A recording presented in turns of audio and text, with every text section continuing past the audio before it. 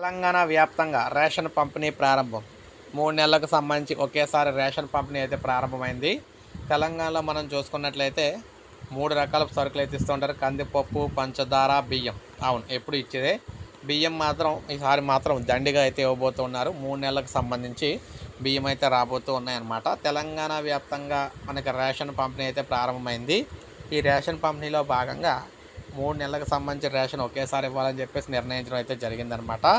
So దానికి సంబంధించి ఒక్కొక్కరు కూడా దానికి తగ్గ ఏర్పాట్లు అయితే చేసుకోవాలి రేషన్ తీసుకుని అందరూ కూడా.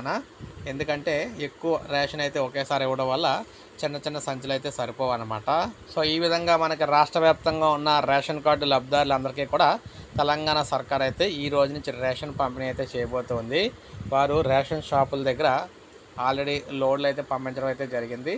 సో అందువల్ల రేషన్ షాపులు మనకి స్టార్ట్ అయితే అవుతున్నాయి అన్నమాట. ఈరోజు రాష్ట్ర వ్యాప్తంగా ఉన్న వారందరూ కూడా ఈ రేషన్ పంపిణీకి సంబంధించి కొంతమందికి, ఎందుకంటే ఎక్కువ లోడ్లు ప్రజెంట్ అయితే స్టాక్లు అయితే ఒకసారి స్టాక్ అయితే పెట్టకపోవడం వల్ల ఎక్కువ మందికి ఇచ్చే అవకాశాలు అయితే ఉండదు.